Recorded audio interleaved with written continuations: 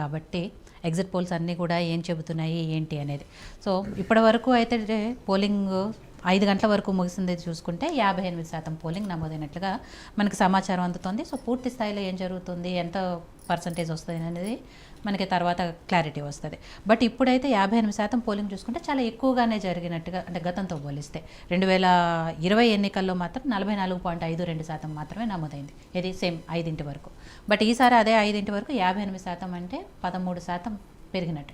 ఈ పెరిగింది ఎవరికి అనుకూలిస్తుంది, ఎవరికి వ్యతిరేకిస్తుంది, ఇవన్నీ కూడా మాట్లాడుకుంటూ మీ అనాలిసిస్ ప్రకారం మీరు చేసిన ఏదైతే సర్వే ఉందో ఆ సర్వే ఏం చెబుతుంది, ఎలా ఉంది రిజల్ట్ అని?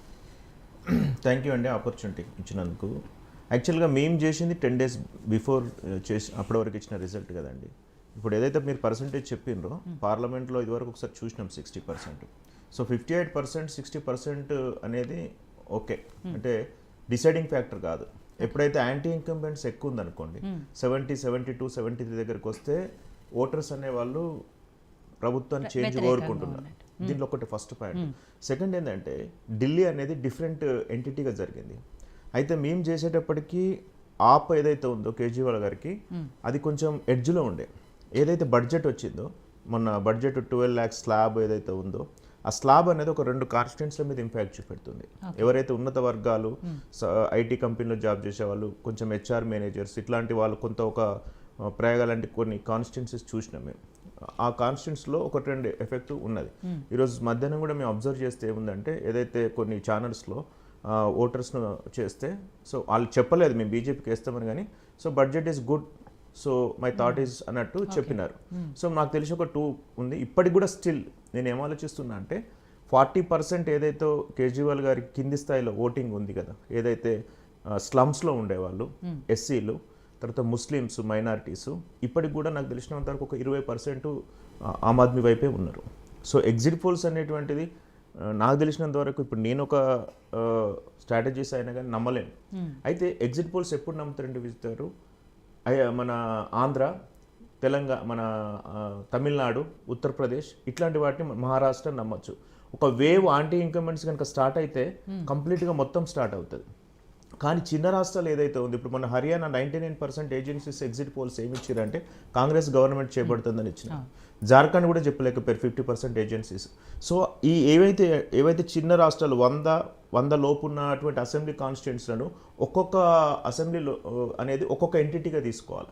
మొత్తం గంపగుత్తగా అన్నీ వస్తాయని చూడాలి. ఎందుకంటే అక్కడ లోకల్ ఎమ్మెల్యే యాంటీ ఇన్కంబెంట్స్ ఉంటుంది, గవర్నర్ యాంటీ ఇన్కంబెంట్స్ ఉంటుంది, ఓట్లు చీల్తా ఉంటాయి, సోషల్ ఇంజనీరింగ్, ఎన్నో రకాల వేరియస్ ఒక 100 ఫ్యాక్టర్స్ ఉంటాయి. ధనబలం ఉంటుంది, నిన్న జరిగేటువంటిది ఫ్యాక్టర్ కూడా ఉండొచ్చు ఎలక్షన్ ముందు వరకు. సో చిన్న రాష్ట్రాల ఎగ్జిట్ పోల్స్ అనేటువంటివి అక్యురేట్గా ఎవరు చెప్పరు. పెద్ద రాష్ట్రాల మటుకు మనం చెప్పొచ్చు, ఎందుకంటే ఒక వేవ్ స్టార్ట్ అయితే 90% వేవ్ అనేది అట్లా ఉంటుంది. సో ఇది ఒక రకమైన అంచనా. అయితే ఆమ్ ఆద్మీ పార్టీకి సంబంధించి నేను ఎందుకు స్ట్రాంగ్గా అంటున్నానంటే, కేజ్రీవాల్ అనేవాళ్ళు మేము చూసినప్పుడు ఆయన స్ట్రెంగ్త్ ఏంటంటే ఏదైతే సంక్షేమ పథకాలు చేసినారో గవర్నెన్స్తో చేసినారు.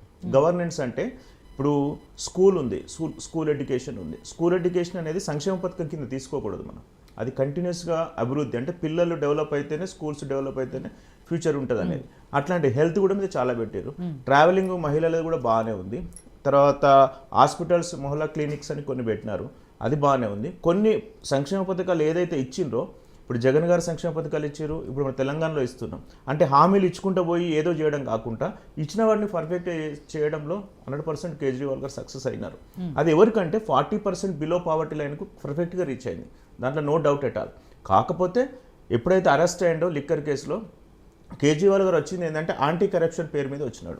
అన్నా హజారే శిష్యునిగా వచ్చి కాంగ్రెస్ స్థానాన్ని ఆక్రమించి శీలా దీక్షిత్ని కొట్టేసి వచ్చినారు. అంటే కాంగ్రెస్ అనే ప్లేస్ని రిప్లేస్ చేసినాడు.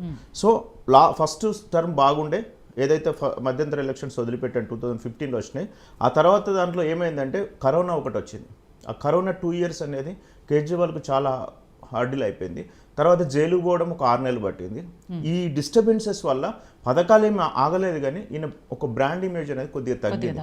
ఆయనకు ఉన్నటువంటి జైలుకు వేల సింపతి కంటే ఆయన ఒక బ్రాండ్ ఇమేజ్ ఒక 5 to 10% తగ్గింది. ఇది ఒకటి ఫస్ట్ పాయింట్, ఇంపార్టెంట్. సెకండ్ ఏంటంటే ఇక్కడ లిక్కర్ స్కామ్ దానికంటే ఎక్కువ లిక్కర్ షాపులు ఏదైతే ఉందో ఒక డివిజన్లో 250 ఉన్నటువంటి కార్పొరేట్ డివిజన్, ఢిల్లీ పెద్దది మెట్రోపాలిటన్ కార్పొరేట్, దాంట్లో ఒక డివిజన్లో 4 లిక్కర్ షాపులు ఉన్నాయి. అంటే ఇది వరకు ఒక్కటే ఎక్కడో ఉండేది, ఇప్పుడు విచ్చలవిడిగా మన తెలంగాణ ఎట్లయితే అవైలబిలిటీ ఉందో అట్లా ఉండేసరికి అక్కడ ఉన్నటువంటి యువకులు చెడిపోయి క్రైమ్ రేట్ పెరిగేటువంటి అవకాశం ఉంది అనేది చాలా మంది పేరెంట్స్ చెప్తున్నారు. సో ఇట్లాంటి చిన్న చిన్న విషయాలు ఏమైనాయంటే కొంచెం ఉంది. ప్లస్ కేజ్రీవాల్ గారు ప్రచారాన్ని మోడీ గారు చాలా డైరెక్ట్ మోడీ గారే ఇన్వాల్వ్ అవ్వడం వల్ల దీనికి ప్రెస్టీజియస్ వచ్చింది. అంటే ఎన్డీఏ కూటమిలోని అందరూ కూడా ప్రచారం చేసినారు. ఇక్కడికి వచ్చేసరికి ఓన్లీ ములాయం సింగ్ యాదవ్ ఒక్కడే చేసినాడు. ఇది ఒక రకమైన అనాలిసిస్. తర్వాత మైనస్ ఏంటంటే యమునా నది ఏదైతే ఉందో దాన్ని రివర్ క్లీన్ చేయకపోవడం, తర్వాత ఇల్లులు కట్టియకపోవడం, స్టిల్ ఇప్పటికండి ఓపెన్ డ్రైనేజే ఉంటుంది. అంటే మన చిన్న చిన్న వరంగల్ లాంటి ప్రాంతం, నల్గొండ లాంటి ప్రాంతం పోతే అండర్ గ్రౌండ్ డ్రైనేజ్, అక్కడ అట్లాంటి సిస్టమ్ లేదు. So it is flowing on the ground. అది చాలా మైనస్. రోడ్లు లేవు. తర్వాత ఇంకొకటి విషయం ఏంటంటే చూస్తారు, చాలా హామీస్ ఇచ్చి కొన్ని చేయలేదు. ఇవి మైనస్లు ఉన్నాయి. ఈ ప్లస్ మైనస్లు వేరీ చేసుకుంటే రూలింగ్ మాత్రం చాలా బాగుంది. అలా టీం బాగుంది. కాకపోతే ఈ పొలిటికల్ స్ట్రాటజీస్ లాస్ట్ 3-4 డేస్ ఏదైతే బీజేపీ ఒక్కరి మీద అటాక్ చేసింది ఏదైతే ఉందో కేజ్రీవాల్ మీద, అది మనకి ఇప్పుడు పేపర్ మీద కనిపిస్తుంది. సో కానీ ఓటు ఎటు ట్రాన్స్ఫర్ అయింది అనేది తెలియదు. ఎందుకంటే మేము దగ్గరుండి ఒక్కొక్క దాన్ని మేము కాన్స్టిట్యున్సీస్ లిస్ట్ ఇచ్చినాం. ఒక్కొక్క నియోజకవర్గం ఒక దగ్గర ముస్లిమ్స్ ఎక్కువ. ఇప్పుడు ఓక్లా అనే ఒక ప్లేస్ ఒకటి ఉంది, మడిపూర్ అని ఒకటి ఉంది, ముస్తాబాబాద్ అనే ప్లేస్లో ఏఎంఐఎం వాళ్ళు లాస్ట్ ఏదో ఢిల్లీ పేలులో ఉన్న అతను నిలబెట్టినారు. ఆయన ఎన్ని ఓట్లు జీలిస్తాడు. కాంగ్రెస్ అనేటువంటిది ఇక్కడ ఒక మెయిన్ కీ రోల్ ప్లే చేస్తుంది. కాంగ్రెస్ అనేటువంటి 13% కనుక గేమ్ చేంజర్ అయి దాటింది అనుకోండి, ఆటోమేటిక్గా బీజేపీ జంప్ ఇంటూ 45 to 50. ఒకవేళ కాంగ్రెస్ కనుక నామమాత్రం ఉందనుకోండి, ఏం చేసినా ఇప్పటికి కూడా still I'm committing to the ఆపే ఉంటుంది. అది కూడా బాగా మెజారిటీ ఏమి ఉండదు. పోయినసారి వాళ్ళకి 62 వచ్చింది, ఇప్పుడు ఒక 38 ఆ రేంజ్లో, అంటే మెజారిటీ మార్క్ ఉంటుంది. ఈ మెజారిటీ మార్క్ కనుక ఆప్ అనేది 45-50 రాలేదనుకోండి, 1 yearలో గవర్నమెంట్ పడిపోతుంది. సో అది మనకు తెలుసు. ఇంకోటి కాంగ్రెస్ స్ట్రాటజీ ఎందుకు ఫెయిల్ అయిందంటే 2 రకాలు ఉన్నారండి విజిత గారు. ఒకటి, కాంగ్రెస్ వాళ్ళు ఎవరైతే ఉన్నారో మనం ఆపును వదిలేద్దాం, ఆపును ఒడగొడదాం, ఎందుకంటే ఆపే మన ప్లేస్ ఆక్యుపై చేసింది. ఇప్పుడు ఆపు కనుక వస్తే ఇండియా కూటమిని ఆక్యుపై చేస్తుంది. ఆపుకు ఇప్పుడు కేజ్రీవాల్ ముఖ్యమంత్రి అయితే మొత్తం ఉన్నటువంటి స్టేట్లలో ఇది ఒకటి నేషనల్ పార్టీ. ఇప్పుడు చాలా నేషనల్ పార్టీలు వెళ్ళిపోయినాయి. ఇప్పుడు నేషనల్ పార్టీ ఉంది కాబట్టి ఈ ఇండియా కూటమిలో చాలా ప్రభావం చూపెడుతుంది కాబట్టి వదిలేద్దాం అనేది ఒక రకమైన. బీజేపీని గెలివేయద్దు, గెలిస్తే మళ్ళీ మొత్తం అడుతుంది అనేది ఇట్లా కొట్లాడుకోవడం వల్ల వాళ్ళ స్ట్రాటజీని లేట్గా అప్లై చేసినారు. సో కాంగ్రెస్ అనేది ఈరోజు కీ చేంజర్గా మారబోతుంది. నాకు తెలిసిన వరకు వాళ్ళకి సీట్లు వస్తాయని అనుకోను, కానీ 2 స్థానాలలో రావచ్చు ఎవరు కాంగ్రెస్ మ్యాక్సిమం 2-3 45 ప్లేసులలో డిపాజిట్లు కోల్పోతుంది. సో ఇది ఇప్పటి వరకు నేనున్నటువంటి చాలా ఉన్నాయి, వీళ్ళందరూ మాట్లాడిన తర్వాత మనం అట్ ద సేమ్ టైం మీరు చేసిన సర్వే ప్రకారం మీరు ఇచ్చిన లిస్ట్ అంటే సీట్స్ నేను ఒకసారి చెప్తాను. బీజేపీకి 30 నుంచి 33 స్థానాలు వస్తాయని చెప్పారు. ఆప్కి 37 నుంచి 40 స్థానాలు వస్తాయి. మీరు అన్నట్టుగా కాంగ్రెస్కి 2 స్థానాలు వచ్చే అవకాశం. ఇది నేను ఇచ్చింది ప్రీ పోల్, ఎగ్జిట్ పోల్ కాదు. సో నేను ఇచ్చేక ముందు బడ్జెట్ రాలేదు ఒకటి. సో రిమైనింగ్ గ్రౌండ్ అంతా అట్లే ఉంది. గ్రౌండ్ బిఫోర్ మీరు చేశారు కాబట్టి అప్పటికి ఇంకా బడ్జెట్. ఇంకో ఇంట్రెస్టింగ్ పాయింట్ ఏంటంటే కేజ్రీవాల్ గారు చాలా టఫ్ పొజిషన్లో ఉన్నారు. ఒకవేళ ఆయన బయటపడిండు అంటే దాదాపు ఒక 4-5 వేల మెజార్టీతోనే బయటపడిపోతాడు, బిలో ద 6,000 to 7,000. ఎందుకంటే ఆడ పర్వేష్ శర్మ, సుశీల్ దీక్షిత్ ఇద్దరు ఉన్నారు, చాలా స్ట్రాంగ్ హోల్డింగ్ ఉంది.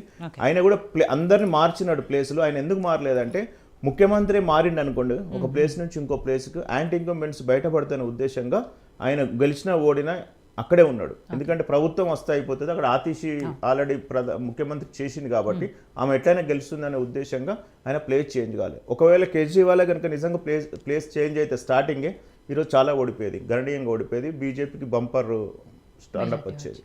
రైట్. సో శివరామకృష్ణ గారు, ఇక్కడ ఢిల్లీలో ఎలక్షన్లు సరే పోలింగ్ ముగిసింది కాబట్టి ఏం జరుగుతుంది, ఎలా ఉండబోతోంది, ఇవన్నీ కూడా ఫర్దర్గా మాట్లాడుకునే ముందు ఒకసారి ఇప్పటివరకు